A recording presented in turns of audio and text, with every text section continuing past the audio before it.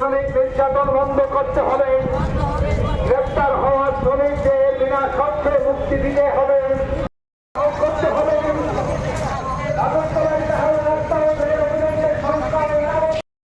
আগরতলা পুর নিগম গঠিত হওয়ার পর আগরতলা শহরের উন্নতি হয়েছিল, এটা কেউ অস্বীকার করবে না নাগরিকরা।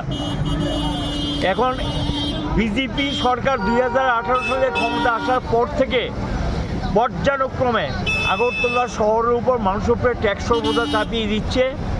জল কর থেকে, সম্পদ কর থেকে কোনো কর, কোনো ফি প্রায় কোনোটার ক্ষেত্রে 100 গুণ পর্যন্ত বাড়িয়েছে।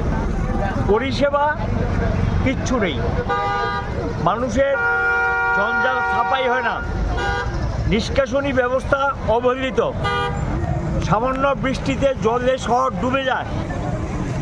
এবং এর সঙ্গে যুক্ত হয়েছে একটা ক্ষমতার বহিঃপ্রকাশ, ক্ষমতা সাংঘাতিক ক্ষমতাবান হয়ে গেছেন। কোথায় কোথায় বুলডোজার চালিয়ে দেওয়া, ভেঙে দেওয়া, তছনছ করে দেওয়া এবং তার সঙ্গে উচ্ছেদ করা।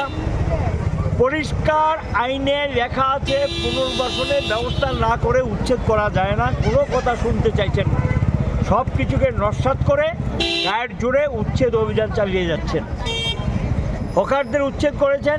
এখন বাঁধের চতুর্দিকে আমরা এটাও চাই, আমাদের সময় একটা প্রকল্পও ছিল, আমরা এখন যেটা লাইট হাউস বলছি এই জায়গাটা ছিল তাদের জন্য। এখানে আমরা মাল্টি স্টোরি বিল্ডিং করে তাদেরকে জায়গা করে দেব, আর কাটা খালটাকে উন্নত করব এবং হাওড়া নদীর বাঁধটাকে উন্নত করবেন না। এখন যাদেরকে উচ্ছেদ করার নোটিশ দিয়ে দিয়েছেন, বিভিন্ন জায়গায় নোটিশ দিচ্ছেন উচ্ছেদ করার জন্য, বিকল্প ব্যবস্থা না করে হকার জন্য উচ্ছেদ করা যাবে না। যারা কাটাখালের উপরে আছে এবং যারা হাওড়া নদীর বাঁধের পাশে আছে তাদেরকে নিয়ে বিকল্প ব্যবস্থা করতে হবে, এগুলো আমাদের পরিষ্কার বক্তব্য। এই ব্যবস্থাগুলো না করে উচ্ছেদ করা যাবে না এগুলো।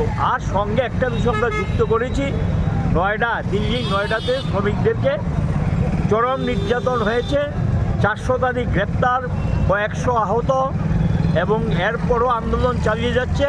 এটা হরিয়ানা সহ দিল্লি সহ গোটা আন্দোলন ছড়িয়ে গেছে এবং সেই আন্দোলনের বার্তা হিসেবে আমরা পরিষ্কার বলেছি যে আক্রান্ত শ্রমিকদের মুক্তি দিতে হবে, গ্রেপ্তার যারা তাদেরকে নিঃশর্তে ছেড়ে দিতে হবে, মজুরি বৃদ্ধি করতে হবে এবং তাদের যে সমস্যাগুলো আলোচনার টেবিলে বসে সমাধান করতে হবে। সরকারের দমনপীড়ন, রাজ্যের যে বিজেপি সরকারগুলো ওখানে আছে হরিয়ানা, তাদের দমনপীড়ন